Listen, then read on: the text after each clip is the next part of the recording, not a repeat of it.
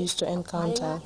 My baby too is benefiting from breast milk, which has all the nutrients, especially the first milk, which I was told is the first medicine for the baby. It can prevent the baby from contracting minor ailments such as common cold and diarrhea.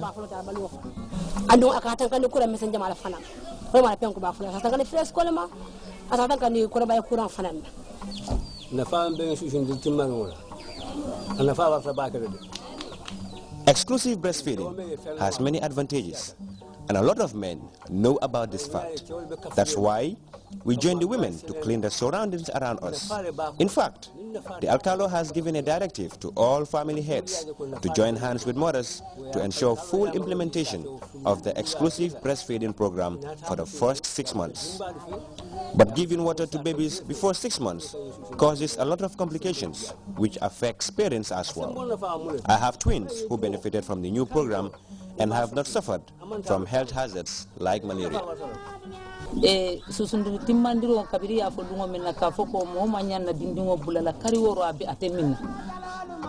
When the pronouncement was made that we should breastfeed our children for 6 months without drinking water, I had my doubts and even thought my child will die without drinking water for 6 months.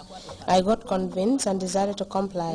Now I have seen a vast difference between my baby and others that did not go through the program. They often fall sick, unlike my child who is healthy and strong. I will therefore urge all and sundry to practice exclusive breastfeeding.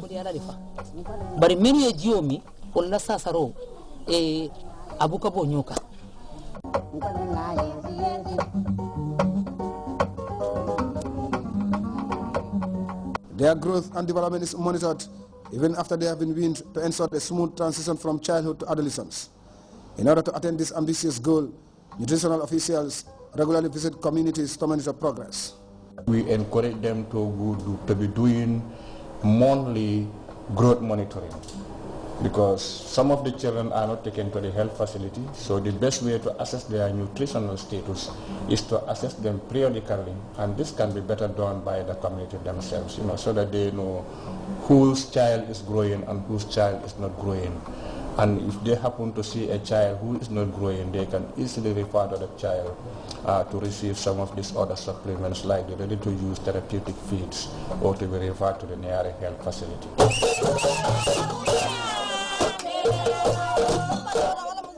Traditional communicators, popularly called Kanyeleng, similarly play a very important role in complementing the efforts of the village support group. They are also trained on nutrition and other related activities to disseminate to the community using songs and drama during village congregations. This age-old tradition continues to be a powerful tool in information dissemination, especially where access to other forms of media is difficult. We will make sure we go into the communities once every month to check children and weigh them. If any child's weight is not up to the required standard, then he or she will be taken to Basamansajan for them to be thoroughly checked. Then we have the transition and the catch-up phases, where we make sure these children achieve their target weight for their discharge. Lingaje min la pesro jita amambetia mbeo sambala mansaja. Yeta ya jubeji.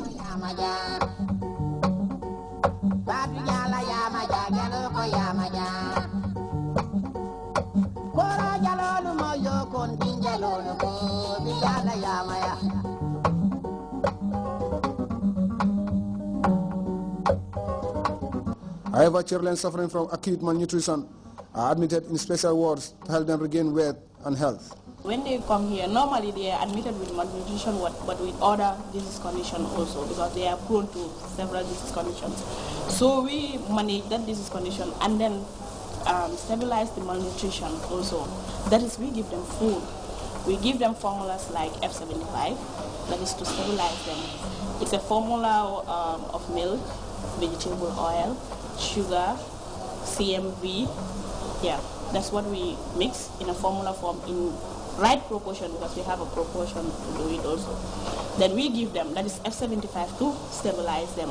That is when they are not having diarrhea also, because you give them F75 when they are having diarrhea.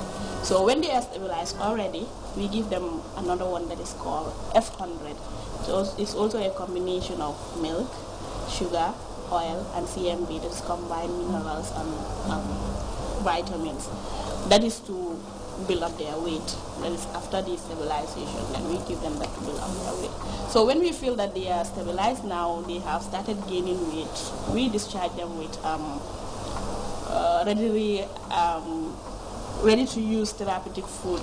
And then right now we are having plumpy nuts.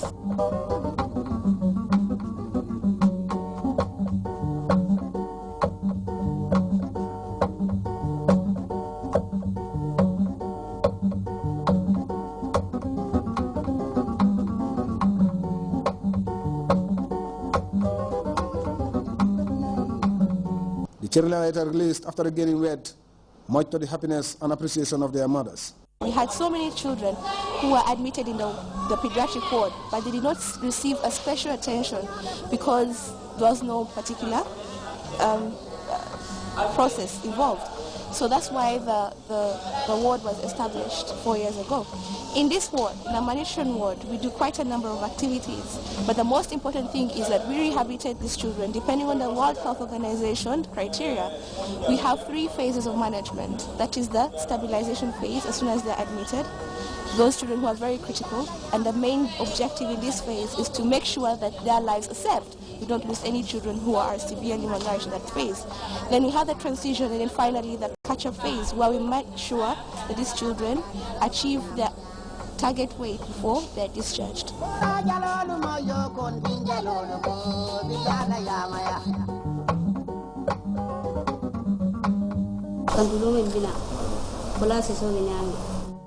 My child has improved a lot, different from the time we first arrived when she had chest problems.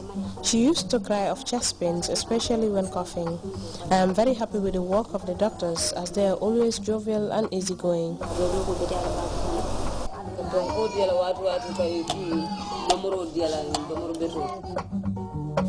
They normally give him injection, good food and milk, and that helped him a lot. That's why he's playing now. He has stopped eating during the period he started drinking water, and I thought that was an abnormality. We therefore reported it to the doctor in the village. He was weighed, his blood taken, and finally referred here.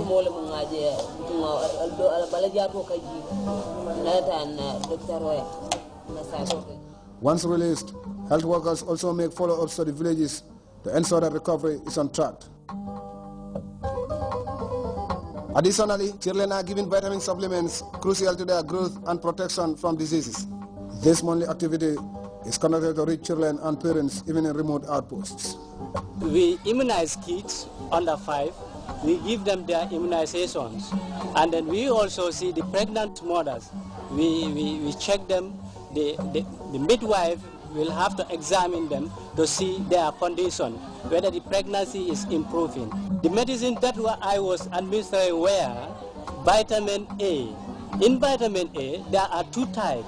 We have the blue, that is 100,000 international units, and the red, which is 200,000 international units. The blue one, it is given to kids that are 6 months to 1 year. And then the red one is from 1 year up to 5 years. We give them every 6-month interval. These vitamins A, they are very, very vital for the growth and development of the child. They are also important in protecting the skin of the child, and also it also helps in their vision.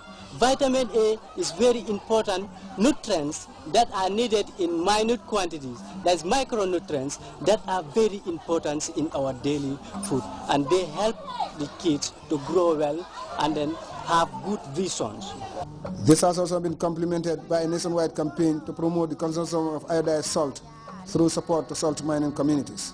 The Gambia, like many other countries, have committed themselves to have what we call universal salt iodization, meaning that 90% of households should be consuming iodized salt in this country. But when you look at the multi-indicator cluster survey report of 2010, it is showing you that only 23% of households in this country are consuming iodized salt. Where is the problem? Where does the problem lie? In the Gambia, we don't produce enough salt to feed to satisfy the whole nation. It's only about 10% of the salt that we produce that is